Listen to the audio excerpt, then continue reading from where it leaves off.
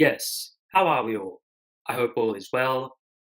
My name is Sachin, and this is the Total Cricket Podcast, episode 39. Today, I'm going to be reviewing the first ODI between England and the West Indies, so let's get right into it. England won this one by 7 wickets with 67 balls to spare, and as a result, they take a 1-0 lead in the 5-match series. A very comfortable win for England, and this loss means that the West Indies will play in the World Cup qualifier next year. Now I'll start with the team news and the West Indies. Chris Gale played his first ODI since the 2015 World Cup, and Jerome Taylor and Marlon Samuels played their first ODIs of 2017. For England, compared to the team that played in that Champions Trophy semi-final against Pakistan, they made 2 changes, with Jake Ball and Mark Wood dropping out for Chris Wokes and David Willey. Now, I'll get into the recap, and the West Indies, they won the toss and elected to bat first, going along with the formula that saw them win the 2020 game, but they struggled, the West Indies. The game was reduced to 42 overs per team due to rain early in the day. The West Indies only managed 204 for 9, not a great score, particularly against this English batting lineup. The issue was that no one kicked on from their starts. The top 7 all got into double figures, yet the highest score was by Jason Holder with 41 not out. The English bowling did a very nice job in this one. Chris Wokes took 2 wickets. David Willey was a bit expensive, although he picked up 1. Moeen Ali bowled just the 2 overs, but he also picked up a wicket. Adil Rashid was excellent, as always, 2 for 31 for him. Liam Plunkett went wicketless, and Ben Stokes was the pick of the bowlers. He took 3 for 43. Now, the English batting, this was a very clinical chase by England, spearheaded by Johnny Bairstow with his maiden 100 in ODIs, 100 of 97 deliveries for Johnny Bairstow, and he was there at the end. Alex Hales managed 19. Joe Root getting another 50, got 54 of 53. Owen Morgan only managed the 10, but then Ben Stokes came in to finish the job with a quick-fire 23 of 10 deliveries. The West Indies bowling, nothing much to talk about. All of them pretty expensive. Kesrick Williams got 2 wickets, and Jerome Taylor got the other one. But that was the game, and the West Indies, they'll have to do a lot of soul-searching if they are to have a chance of winning this series. Now let's get into the breakdown, and I'll start with the West Indies batting, and this was a familiar tale for the West Indies in ODIs. Facing too many dot balls was their downfall. Since the 2015 World Cup, no test-playing nation has faced a higher percentage of dot balls in ODIs than the West Indies. Their dot ball percentage is an incredible 59%. That is very, very high. And in this innings, it was pretty similar to that average, about 56%. And the man who embodied that issue was Marlon Samuels, 17 of 46 for him, strike rate of 37, including 31 dot balls. Simply not good enough for the West Indies. And if they want to trouble this English ODI outfit, they're going to have to put a lot more runs on the board. And that starts with a change in approach. The thing is, in 2020s, you don't have to play a long innings. You don't necessarily have to build an innings. But in ODIs, you do, particularly batting at the top of the order. And as such, you need to be able to keep the momentum outside the power play overs. We all know the West Indies are so explosive in the power play overs, but when the field is pushed back, can they have the same success? And at the moment, the answer is no. The West Indies' approach to batting, and it has been like this for a long time, to be honest, is bash or block. There's no middle ground, it seems, and this gets them into a lot of problems. They need to change their approach if they're going to be a better ODI batting unit. Things like getting deep in their crease, moving across the crease, coming down the wicket, opening the face of the bat, closing the face of the bat, dropping and running, maybe improvising a little bit. All these kinds of things could help them rotate the strike better. And also, it's not just the batting skill per se, it's the mindset to running between the wickets. You don't associate the West Indies with aggressive running between the wickets. And we see the best teams, think of Australia, think of India, England, how well they run between the wickets, put pressure on the opposition fielders, create runs out of nothing. These are the kind of things the West Indies have to do. Now, into the West Indies batting, Chris Gale, he did okay, 37 off 27. This was a 2020 innings from Chris Gale on his return to one-day cricket, the first ODI he's played for the West Indies since the World Cup, and he's a big boost at the top of the order, but I wonder, is he capable of playing the long innings anymore? He's 37, and he basically plays only 2020 now. Has he lost that art of building an innings? Because this was a 2020 innings. Once he got that start, he needed to consolidate and kick on, and he wasn't able to do that. A senior player in the team, he needs to be the man to step up and score big runs. That's a question that Chris Gale needs to answer in the rest of this series. Now, Evan Lewis, he struggled once again in this format, 11 of 14. He creamed a ball off Moeen Ali. It was a rank half tracker straight to Alex Hales at short square leg. He'll be very disappointed with that. But looking at Evan Lewis's ODI career, he's played 20 ODIs, 18 innings, only averages 25 in this format. While he's been electric in the 2020 format, hasn't been able to transfer that to the one-day format. And I think the whole thing that I was talking about before, West Indian batsmen building an innings, working it around, instead of just playing a bash 2020 style innings, that's what Evan Lewis needs to work on. He's a guy who scores basically all his runs in boundaries. Nuance is not something you associate with him, and he needs to work on that. The fact of the matter for a lot of these West Indian batsmen is they've batted this way all their life. It's not in the culture of West Indian batting to score singles, to look for quick runs, running hard between the wickets. That's not part of the culture. And as such, it's very difficult for these players to adapt once they get onto the international stage. But at least a 10% improvement on the dot balls faced would help Evan Lewis, as well as all the other batsmen. Shai Hope, now, he played pretty well. I thought the star of the Test series for the West Indies. He played some beautiful shots, particularly the pull shots he played were very aesthetically pleasing. And he held out in the deep, creamed a pull straight to Johnny Bairstow at deep square leg. It was a great catch by Johnny Bairstow, it must be said. Shai Hope, again, didn't rotate the strike incredibly well, but he's a class batsman. Shai Hope, I like the fact that the West Indies put him up at 3 over Marlon Samuels. Shai Hope is a young guy with a lot of talent. He's going to be the cornerstone of your batting for years to come. So I thought that was a good approach from the West Indies for Shai Hope.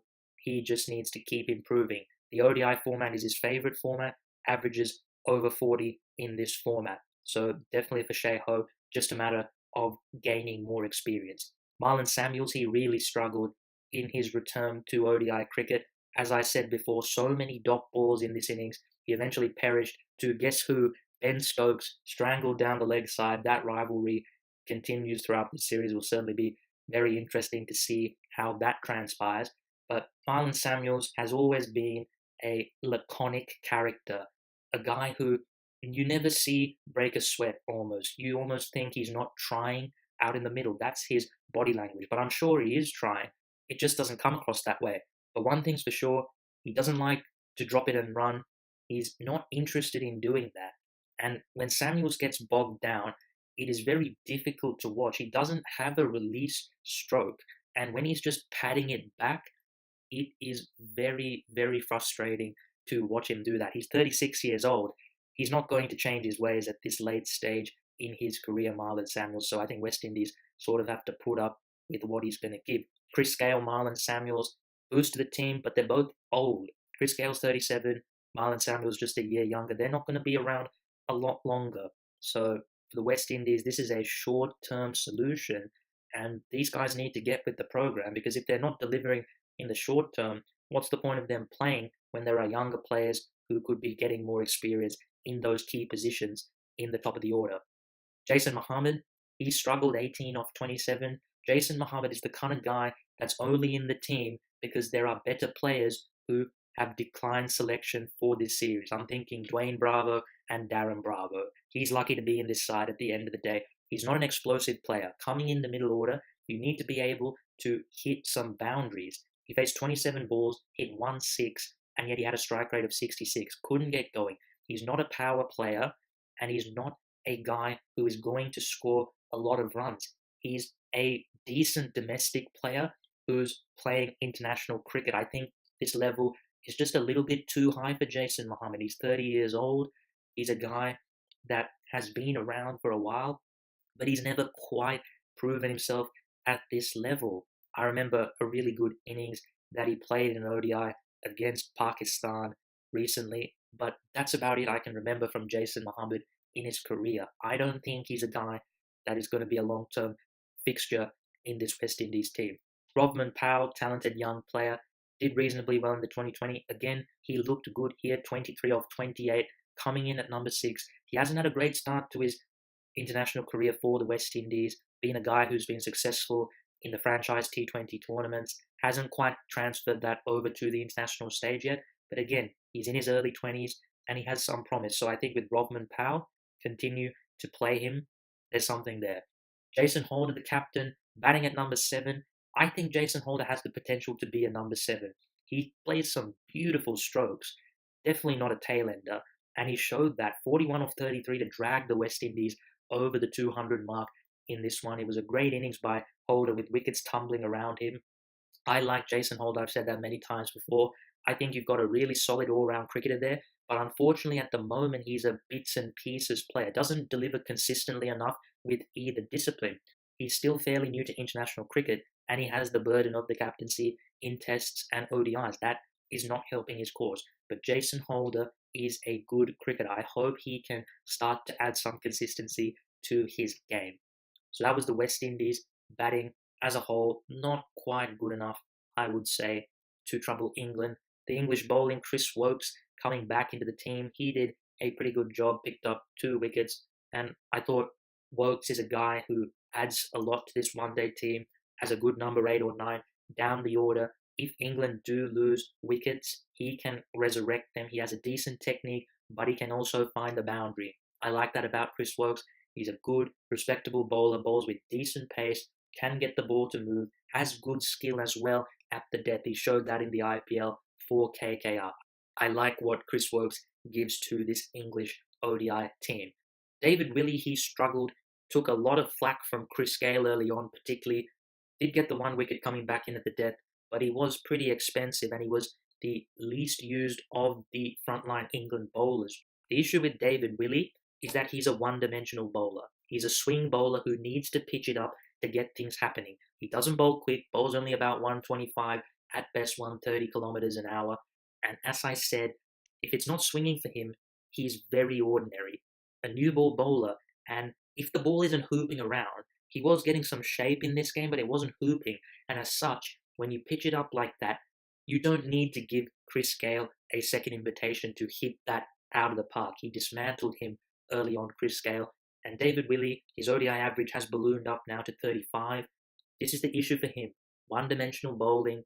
When you're pitching it full like that and it's not swinging a great deal, you're asking to be hit on these fast surfaces with the brand new ball. It's not a good combination. That's why I don't think David Willey is a first choice bowler for England. You've got guys like Jake Ball and Mark Wood who I think would be better suited to this team.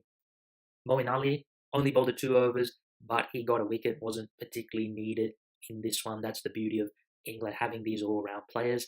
They have a lot of options, and on different days, they're going to use different bowlers more than others. Adil Rashid bowled excellently again. He's the leading wicket taker in ODIs since the 2015 World Cup, and he's improved a lot as a leg spinner. Has both the stock delivery, the leg spinner, and also the wrong one, spins them both a good distance. He's worked a lot on his control, much tighter grouping, doesn't give as many freebies away, and with that flat trajectory, it's very difficult for batsmen to get under him and force him. Bowls at a good speed. Adil Rashid is a class bowler in this format. And he did a really good job in strangling the West Indian batting in those middle overs. That's his specialty, Adil Rashid. Liam Plunkett had a pretty average game. Wasn't bad, but wasn't great. Sometimes that happens. I'm not going to read too much into Liam Plunkett's performance. Ben Stokes, he had a great day with the ball. 3 wickets for him. Ben Stokes is a very good death bowler for England. Now, I know that he got carted for 4 consecutive sixes in that World T20 final by Carlos Brathwaite, but that doesn't mean that he's a terrible death bowler. In the IPL for Pune, he was excellent at the death, and he's shown for England as well.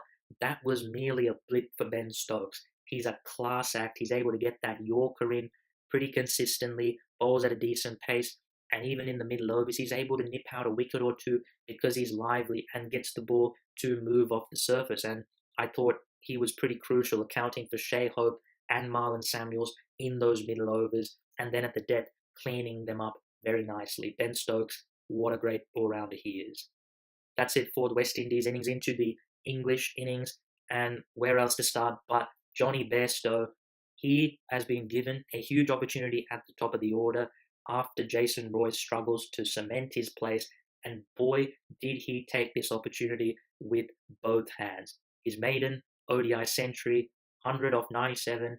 There was no big hitting in this. He didn't hit a six, and yet his strike rate was over 100. This was an exhibition of high quality batting from Johnny Bairstow. He hasn't had the best of summers. Didn't score a century in the 7 tests. He did manage a 99, and he may have got another 99. He slipped while he was running, going for that 100th run, but luckily for him, he was able to regain his balance and scamper through for that third to get his first century of the summer. You could see that it meant a lot to him because he has struggled a little bit, Johnny Bairstow, but he's a class player, and now he could be a fixture in the one-day team. For the last few years, he's been the first cab off the rank. He's had to wait patiently for his chance. Now it's opened up for him. Hopefully he can continue to show this kind of form throughout this series. That spot is open there, heading into the 2019 World Cup. Johnny Bairstow versus Jason Roy. That is going to be an ongoing theme, but Johnny Bairstow did himself no harm in this game. Alex Hales, he was looking really good as usual, Alex Hales, early on, but then he hit one straight to point off Jerome Taylor. He'll be very disappointed with that. But we know Alex Hales is a very good player for England in ODIs. Joe Root, another 50 for him, class act, as usual, 54 off 53 with just the 4 boundaries, showing the West Indians how to go about it, just milking the bowling, picking up 1s and 2s. That's how you need to go about it as a batsman in the middle overs. And Joe Root there at 3. He isn't the captain in the limited overs formats. That takes some pressure off him, and he is one of the best players in the world. So excellent from Joe Root yet again, although he'll be disappointed that he wasn't there at the end, just chopping one on from Kesrick Williams that got big on him. Owen Morgan, he did a good job until he nicked one off Williams through to Shea Hope.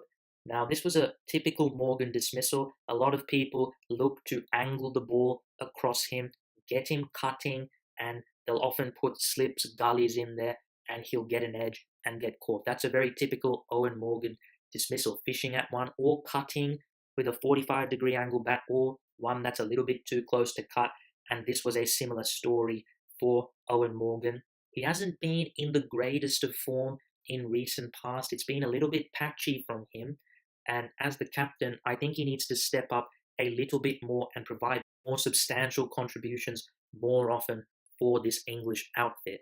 Ben Stokes, he came in to finish the job, and he did exactly that, hitting a couple of meaty blows over the boundary. Typical Ben Stokes that was. And the West Indies bowling, not much to talk about.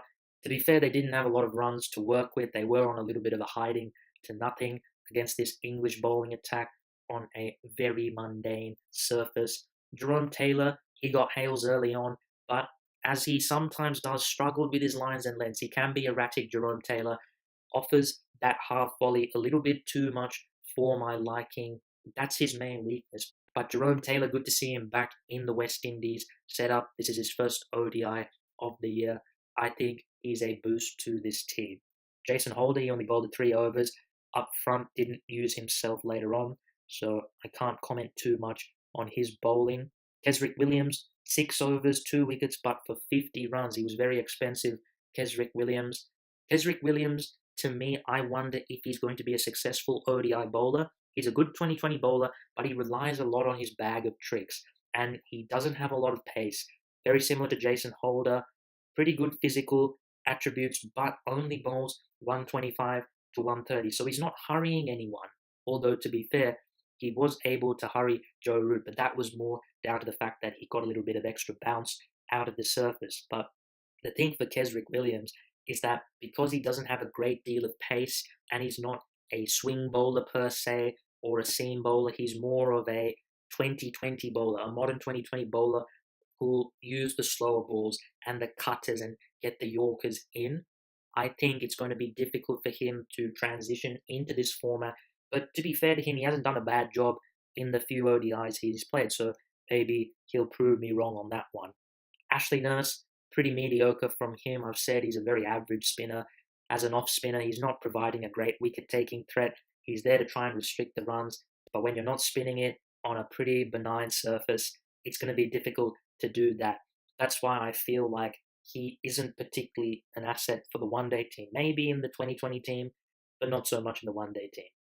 Devendra Bishu, he struggled much like he did in the tests. It must be said he went for 8 and over. He was on a hiding to nothing, admittedly, but the issue for Bishu is unlike a lot of other wrist spinners who have been very successful in ODIs, he doesn't bowl the googly at all. Very rarely he brings it out. He just relies on his leg break, and he doesn't turn it a huge amount, Bishu. That's the other thing. And he usually bowls at quite a slow pace. A lot of the other wrist spinners like Rashid, Tahir, they like to bowl it a bit quicker. And I think that's the issue for Bishu. He hasn't quite adapted to the new one day game. But I think he's still someone who offers something for the West Indies. So I think they should give him a few more goes. But that's it for that game. The second ODI will be at Trent Bridge today, Thursday, the 21st of September. The West Indies will do very well to come back into this series. Looking at their team, it's not that bad on paper. It's just that, as I said before, they need to change their approach to their batting, be a little bit more proactive, I feel, a little bit more industrious, give themselves something to bowl to against this English batting lineup. Looking at the West Indies team, it's more a question of who isn't there. If you substituted out Jason Muhammad, Ashley Nurse, and Kesrick Williams for Dwayne Bravo, Darren Bravo, and Sunil Narayan, then you have a pretty good team on paper. And that's not counting Pollard, who appears to now be a 2020 specialist, Brathwaite, who again has been pigeonholed as a 2020 specialist, Andre Russell, who's currently serving a doping ban. Even with those three just coming into the team, it would boost it a lot. But at the same time, that's not to say that the West Indies have to rely on these aging star players, because they are developing players. Look at the players who are coming up for the West Indies. Guys like Shea Hope, Rovman Powell, Kesrick Williams, Alzari Joseph, Roston Chase, Evan Lewis. There are some decent players coming through the ranks for the West Indies. It's just that at the moment, they're not at the elite level, some of them. If they can just get their best possible team together and continue to develop some of these younger players, I think they could return to being a good team in not only the ODI format, but the test format. As we know, though, there are some barriers that may prevent that from happening. For England, more of the same. They'll want to be as clinical as possible to wrap up the summer. Do let me know how you think the rest of the series will play out. But that is it for me today. I hope you enjoyed the podcast. If you did, you can check it out. We're on iTunes, SoundCloud, and YouTube. All those links can be found on the Twitter page. But until next time, thanks for listening, and I'll see you later.